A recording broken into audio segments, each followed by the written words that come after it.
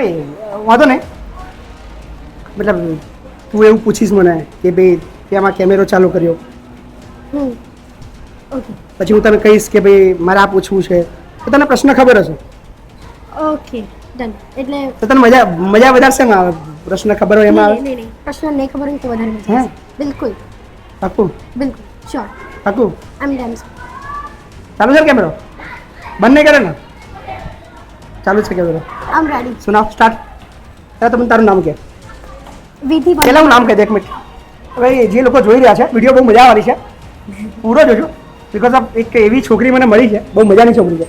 એટલે ઘણા ટાઈમથી હું બહુ વધારે ખબર છે બોલું છું, અને મને બી કોઈ ચૂપ કરાવે અને મને બી કદાચ કોઈ બીટ કરીને કોઈ આગળ જાય એવું હું શોધી રહ્યો હતો, અને કદાચ મે બી આ છોકરી જ છે. સો પહેલાં તો આપણે કહી દઈએ આપણી પહેલી મુલાકાત છે. યા શ્યોર. તું ક્યાંની છું તેના વિશે બોલ. મેં ગુજરાતના જેતપુર પાવીથી છું, જિલ્લો છોટાઉદેપુર, અને મેં પ્રોપર જેતપુર પાવી રહું છું, પણ મારું ગામ ભેસાઈ છે.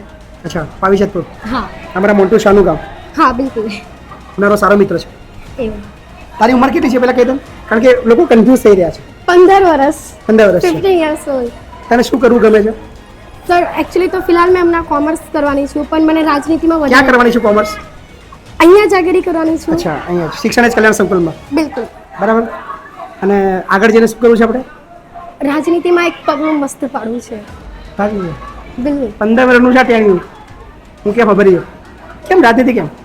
સર એકચ્યુઅલી મેં જો ભારત દેશને અને બાકી દેશના જો કન્ડિશનને દેખું ને તો મને દિલમાંથી એવું લાગે કે છે ને ભારત દેશ બી એ લોકો એ જે બીજા દેશ છે ને એમની એક વખત ટક્કરમાં આવે. મતલબ અત્યારે આપણે ટક્કરમાં નથી. દેખો હમણાં મતલબ જસ્ટ ટેલિંગ યુ, હા બીજા જે લાઈક આપણે કમ્પેરિઝન બીજા કોઈ સાથે નહીં, હા. બાંગ્લાદેશ, પાકિસ્તાન, ઝિમ્બાબ્વે, આફ્રિકા એમની સાથે comparison comparison with US, Australia, that's UK, that's it. Germany, France and again મતલબ પોપ્યુલેશનની કમ્પેરિઝનમાં તો ચાઇના. યા સો એ લોકોની અંદર આપણે કમ્પેરિઝનમાં આપણે પાછળ છીએ. એનું એકમાત્ર કારણ એવું લાગે છે કે અવર પોલિટિશિયન્સ, યા મેં કોઈ લીડર્સ વિશે કંઈ કહેવા તો કોઈ નહીં પાર્ટી, કોઈ લીડર, કોઈ લેવા દેવાની આપણે કોઈ નહીં. એકચ્યુઅલી આપણા દેશના માણસોને થોડી જાગૃતિની જરૂર છે. અવેરનેસ નથી. યા રાઈટ. મતલબ beach kind of awareness. Yeah that's we can tail about it. કઈ છે અવેરનેસ? એની અવેરનેસ નથી, થોડું એક્સપ્લેન કર. દેખો જેમ કે આપણે બાકી લોકોને દેખીએ કે ચલો ફર્સ્ટ નોર્મલ થિંકને જો મેં નોર્મલ થિંક વિશે કહું કે તહીંના બેબીમાં થોડું મેનર્સ હોય રાઈટ, કે આપણે જન્મથી જ મતલબ જે નાનું બી બાળક હોય તો કચરો રસ્તામાં નહીં ફેંકે. બિલકુલ રાઈટ. મેં આ વસ્તુ બહુ જ ગૌર કરું, જેને મેં દર વખતે મારા પપ્પાને કહું, અને sometimes my father also angry on me for this thing કે બેટા આટલું બધું થોડી ને દેખવાનું હોય, બેટા આ થોડી ને કરવાનું હોય. પણ જ્યારે એકચ્યુઅલી મેં રસ્તામાં બી નોર્મલી બી જતી હોય ને તો મેં વિચાર્યું કે મારા દેશના માણસો આવા નહીં હોવા જોઈએ, મારા દેશના માણસો આવા હોય ને તો રાઈટ. મતલબ અવેર કરવાની જરૂર છે. યા અને કઈ રીતે અવેર થશે? મતલબ કયો એવો રસ્તો છે? મે બી તું માની લે present now you are 15 year યા આમ 15 years. અને એમએલએ ઓર એમપી યા ડ્રીમ તારું એ જ છે? પોલિટિશિયન્સ, યા ધારાસભ્ય અથવા સાંસદ સભ્ય? નહીં એકચ્યુઅલી સર મેં મારો જે ડ્રીમ વિશે કહું ને, so I want be a PM of this country. ફરી બોલ ને, સમજણ ના પડે. I want be a PM of this country. Gujarati બોલ ને, અંગ્રેજીમાં સમજણ ના પડે. મને આ દેશની પીએમ બનવું છે, વડાપ્રધાન. જ્યાં હમણાં ફિલહાલ આપણા ટેણીઓ હું કે ખબર નહીં, આમ મોડા જેવી વાતો કરે છે. શું કે ફરી તારા મને- ભારત દેશના પીએમ બનવું છે. પીએમ બનવું છે? શા માટે વડાપ્રધાન. પીએમ બનવું છે? ચલ માની લે. મેં કાબિલ તો નથી જોતી. ના ના છોડ દે, કાબિલ બાબી છોડ દે. અત્યારે જે છે ચલો નહીં કરું કશું કેવું આપણે, ખાલી એટલું કે તું માની લે પીએમ બની ગઈ. ઓકે. આવતીકાલે સવારે 8 વાગે તને ભારત દેશના મતલબ પીએમનું શપથ લેવાનો મોકો મળે છે, અને તને 24 કલાક માટે તને કહેવામાં આવે છે કે તમે ભારતના પ્રધાનમંત્રી છો, અને તમે એ 24 કલાકની અંદર મેજર 3 ચેન્જીસ તમે કરી શકો છો. તમને એ પાવર આપવામાં આવે છે. તો તારે એ કયા ચેન્જીસ આ દેશની અંદર હોઈ શકે? સર ફર્સ્ટ મેં પ્રાઇવેટ સ્કૂલ બંધ કરાવી. મેં પ્રાઇવેટ સ્કૂલને બંધ કરાવી દઈશ પહેલું, કારણ કે શિક્ષણ અને બાકી બધીની વસ્તુમાં બધા ભણશે ક્યાં ભણશે? પ્રાઇવેટ સ્કૂલો તો બધા મતલબ બંધ કરી દેશો તમે, ક્યાં ભણશે? સરકારી સ્કૂલ. સરકારી સ્કૂલમાં. અત્યારની સરકારી સ્કૂલોની પરિસ્થિતિ તમે જાણો છો ખરા? Yes sir.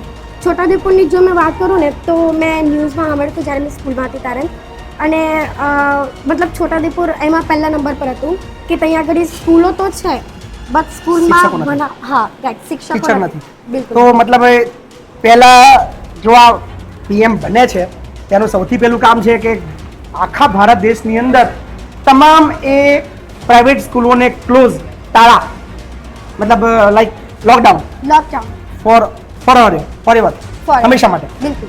અને બધી જ ગવર્મેન્ટ સ્કૂલને મતલબ જ્યાં શિક્ષકો ઘટે છે એ તાત્કાલિક ભરતી. દેખો તાત્કાલિક ભરતી કરવા માટે તો એકચ્યુઅલી મેં છે ને એ કામને પછી થોડું સાઈડ પર મૂકીને મતલબ જે લોકો મને લાગે કે નહીં મેં તરત જ ક્વિકલી કામ કરીશ કે કયો માણસ આની માટે કાબિલ છે, જલ્દી એ ટીચર્સનો ઇન્ટરવ્યૂ લઈશું. ઇન્ટરવ્યુ તો મતલબ કેટલા ઇન્ટરવ્યુ લઈશું? આખા દેશની અંદર કેટલા ટીચરો જોઈએ? તો તારો આખો 24 કલાક તારા પૂરા થઈ જશે. ઓબ્વિયસલી સર, મેં એક વખત આવું વિચાર્યું કે મારા 24 કલાક એ પતી જશે, પણ ચલો એટલી મિનિટમાં તે બી મેં મારું બેસ્ટ તો કરવા માંગુ. મને ખબર છે કે 24 કલાક મારા અહીંયા જ પતી જશે, આઈ નો ધીટ, પણ જો કર્યું તો બી આટલું, ચલો એમાં મારાથી ભલે ને આટલું કામ નહીં થશે પણ મેં એને 100% બીજા બે ચેન્જીસ તો મેં કહું તો મેં સાફ સફાઈ પર ધ્યાન આપવા માંગુ. દેશની અંદર ગંદકી વધારે છે. હા. You think that? I thought. અને મતલબ હાઉ ટુ પોસિબલ, મતલબ કઈ રીતે ચેન્જીસ થઈ શકે અને કઈ રીતે ઇન્ડિયા ક્લીન થઈ શકે, એક મતલબ કદાચ થોડું સમજાવવાનું, એક્સપ્લેન. દેખો આપણે નોર્મલી બી છે ને ચાલીએ ને તો આપણે તે બી ખાતા ને તો એ વસ્તુ ત્યાં જ ફેંકી દઈએ, રાઈટ? તો આપણને છે ને મતલબ એક કડક રૂલની જરૂર છે. અચ્છા, કડક રૂલ મતલબ જે કચરો રોડ ઉપર ફેંકે એને ફાંસીની સજા.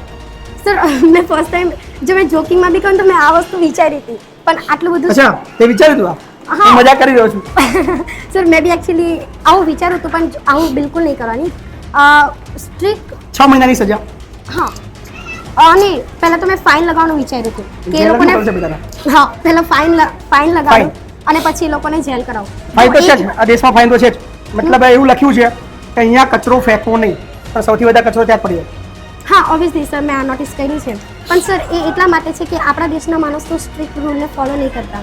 મતલબ ગવર્મેન્ટ ફેલ છે, જે રૂલ બનાવે છે એ રૂલ ફોલો કરાવવાની અંદર એ લોકો ફેલ છે. સર જો મેં કહું તો રાઈટ. મતલબ આ જ પર્સન, આ જ લોકો જ્યારે અમેરિકામાં જાય છે ત્યારે સહેજ પણ ગંદકી કરતા નથી. એ જ મેન્ટાલિટી, એ જ વ્યક્તિ, એ જ વિચારધારા, એ જ એની માનસિકતા. બટ જેવું એ મતલબ ઇન્ડિયા એરપોર્ટમાં ફ્લાઇટમાં બેસીને જ્યારે અધર કન્ટ્રીની અંદર ઉતરે છે એકદમ બદલાઈ જાય છે.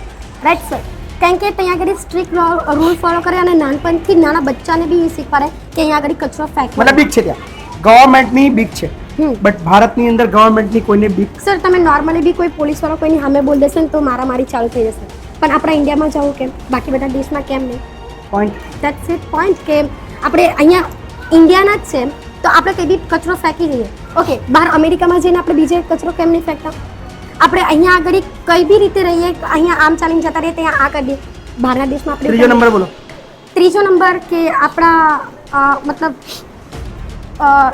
ઘૂસ લે, ખબર માણસો આ કામ માટે પૈસા લે, લાંચ રૂશ્વત, કરપ્શન, રાઈટ. મેં હું વિચારી રહ્યો હતો, આઈ થિંક મતલબ મને પૂરો વિશ્વાસ હતો કે તારા 3 મુદ્દાની અંદર મે બી આ મુદ્દો હશે જ. કરપ્શન. બિલકુલ સર, આની તો કોઈ હદ નથી. એની અંદર મતલબ કેવું કરપ્શન છે ઇન્ડિયામાં? સર કે તારી ઉંમર તો 15 વર્ષની છે, તે કદાચ તે કોઈ કરપ્શન નહીં જોયું હોય. નહીં સર, એકચ્યુઅલી તે જોયું છે કોઈ કરપ્શન? તે ફીલ કર્યું છે કોઈ કરપ્શન? કે તારા હાથે કોઈ કરપ્શન થયું છે, તારા ફેમિલીના હાથે કરપ્શન થયું છે, તારા ગામના હાથે કંઈક કરપ્શન થયું છે, એવું કંઈ દાખલો તારા મગજની અંદર તે નજરે જોયેલો હોય એવું? સર એકચ્યુઅલી મને એની વિશે વધારે અનુભવ તો નહીં, પણ મેં વિડીયો એની પર જોયા છે. કેવા જેવા કે લાઈક કે મેં લોકોના મોઢે સાંભળેલું છે, થોડા ઘણા વિડીયો જોઈ કાઢું. કેવું કરપ્શન, કોને કરપ્શન કહેવાય? તારી મતલબ ડેફિનેશન ઓફ કરપ્શન. દેખો sir, if I about my self, મને એકચ્યુઅલી કદાચ રોંગ બી હશે પણ મેં રોંગ રાઈટ છોડ દે. કરપ્શનની બહુ બધી ડેફિનેશન છે અલગ અલગ વિચારધારાની અંદર, પણ તારા નજરની અંદર મતલબ કરપ્શન જેમ કે આપણે હમણાં કેટલું બી ભણેલું માણસ કેમ નહીં હોય, એ ભલે કેટલું બી મતલબ કાબિલ એ પોસ્ટ માટે કેમ નહીં હોય, ભલે 98% લઈને જાય કે ભલે એ 10% લઈને, ચલો 60% લઈને જાય, પણ જો એને એની મનગમતી પોસ્ટ પર જવું હોય ને તો એને પૈસા ભરવા જ પડે. બરાબર. કેમ? એને ખબર નથી, એને ખબર નથી કે કરપ્શન કોને કહેવાય, એને કરપ્શન ક્યારે જોયું નથી. ખાલી એને વિડીયોઝ જોયા છે, ખાલી એને વાંચ્યું છે, ખાલી સાંભળ્યું છે. બટ એના જે અંદાજ આવી રહ્યા છે એ કદાચ વિચારવા જેવા છે. હા, શું કહે તું? કે દેખો આપણા ઇન્ડિયાના માણસ કેટલા બી કાબિલ હોય, મેં દેખા છે એટલા કાબિલ માણસો કે કોઈ ભણેલા ગણેલા માણસો હોય અને કોઈ ભણેલું ના હોય ને તો એવા માણસો મને તો એવું માને છે ને કે ઇન્ડિયાની અંદર જે કાબેલ લોકો, વેલ ક્વોલિફાઈડ લોકો, વેલ એજ્યુકેટેડ લોકો, વેલ નોલેજેબલ અને વેલ ટેલેન્ટેડ એ બધું જ આઉટ ઓફ ઇન્ડિયા જતું રહે છે, રાઈટ?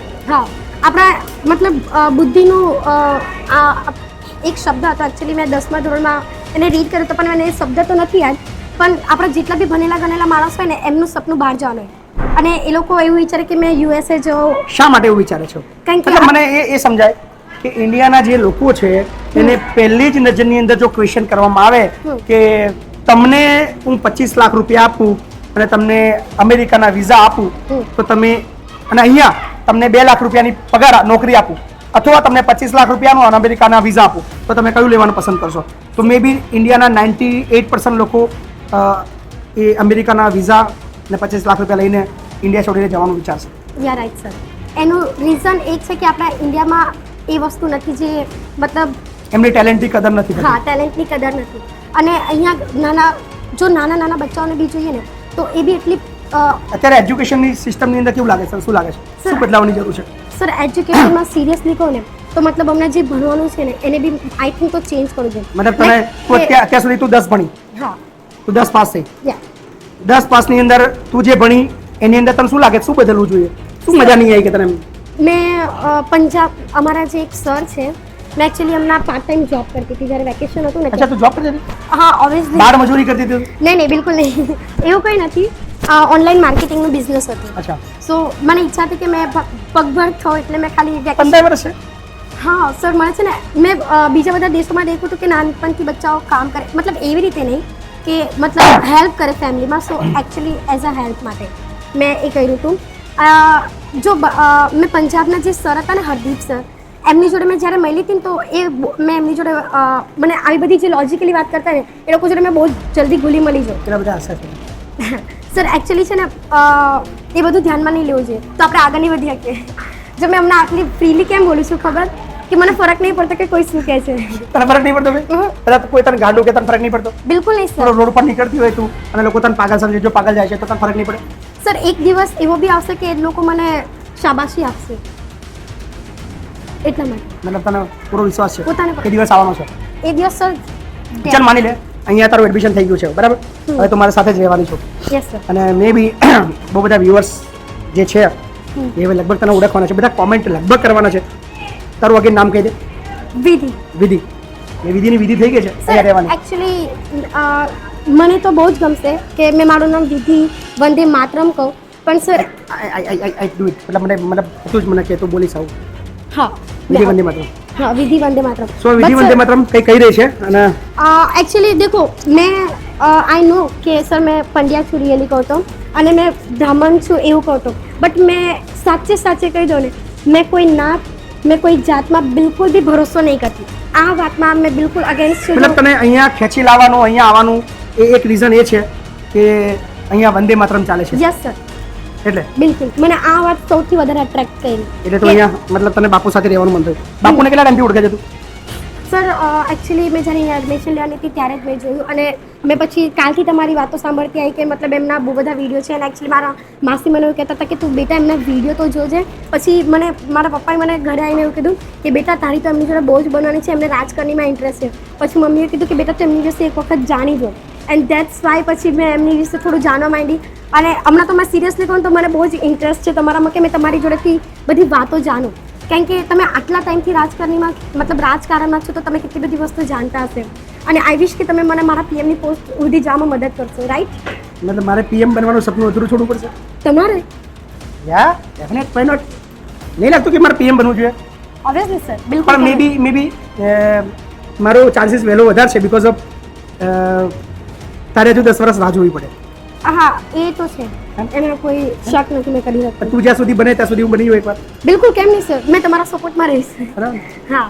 સો આથી વિધિ, અને વિધિની બહુ બધી રસપ્રદ વાતો છે, બહુ મજાની છોકરી છે અને ખરેખર બહુ ઇન્ટરેસ્ટિંગ ગર્લ્સ છે. હમણાં જ હજી લગભગ અડધો કલાક પહેલાં આ દીકરીને મળ્યો હતો અને જે વાતો કરતી હતી મારાથી રહેવાયું નહીં, એટલે મને બી ઈચ્છા થઈ કે મારે આ દીકરીને તમને બી મળાવી જોઈએ. હજી આજે આવી છે, પણ આજે તો પાછી જવાની છે ને? હા ક્યારે આવવાની છે પાછી? સર એકચ્યુઅલી અમદાવાદમાં એક ઇન્ટરવ્યૂ છે, ક્યારે આવવાની છે પાછી તું? 3-4 દિવસ પછી. વિધિન 3 દિવસની અંદર આપણા સંકુલની અંદર અવેલેબલ થશે અને રોજ તમને આની બકબકની જે મસ્ત મજાની વાતો છે એ સાંભળવા મળવાની છે. સો ગજબની એક દીકરી આવી છે, બહુ હેપી છું કે એક આવી બાળકી જે મને શોધી અહીંયા અમારા સંકુલે આવી છે. તો કેવી લાગી વિધિ તમને, એના વિશે કોમેન્ટ કરજો. અને વિધિ વિશેની વધુ વાતો અને વિધિની પોતાની જે વિચારધારાની વાતો એ તમને આવનારા સમયની અંદર 3-4 દિવસ પછી જ્યારે વિધિ પાછી આવશે ત્યારે તમને બતાવતા રહીશું. તો થેન્ક યુ સો મચ. અને બહુ હેપી છું કે 15 વર્ષની કોઈ એવી બાળકી છે જે બિંદાસ રહી, સહેજ પણ શરમ રાખ્યા વગર, ડર રાખ્યા વગર બોલી રહી છે કે મારે આ દેશનું પીએમ બનવું છે. Thank you so much.